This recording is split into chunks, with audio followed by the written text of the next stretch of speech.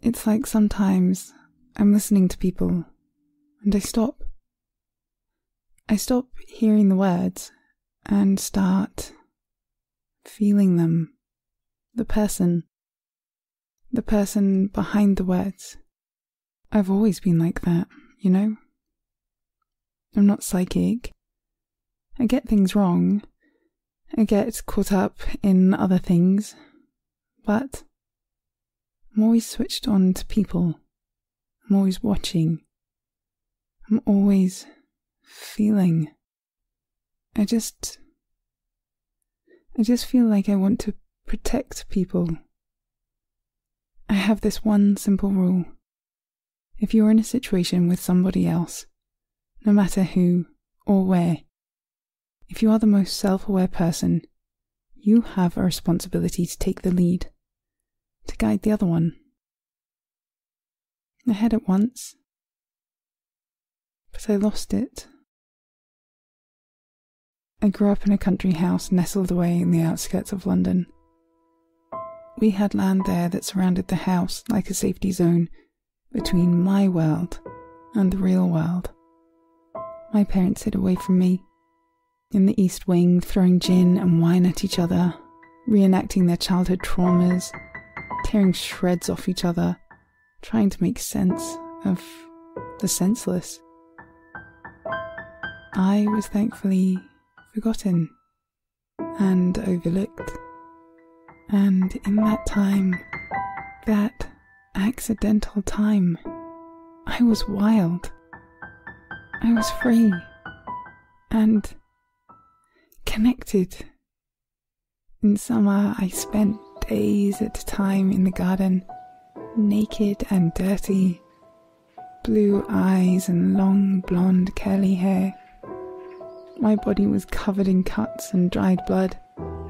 I would climb trees with a knife in my mouth, hunting, not to kill, but just to be honest.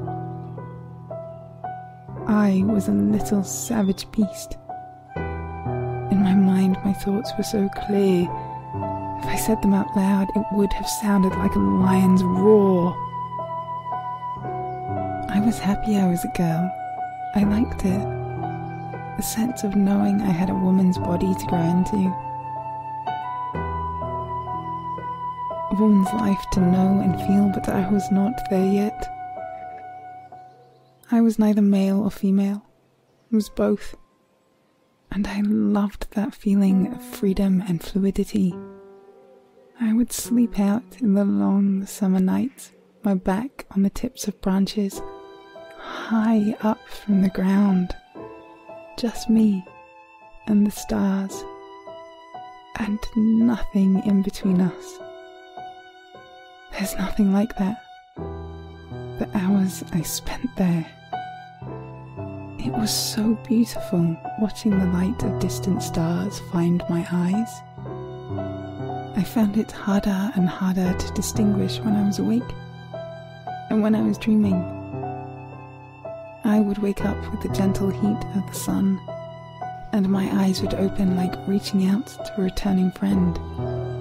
I'd scramble down off the tree and get to a clearing in the long grass, and I'd look down at my little toes with thick mud under the nails and feel my bare feet on the fresh dew of the grass. I'd look at my surroundings.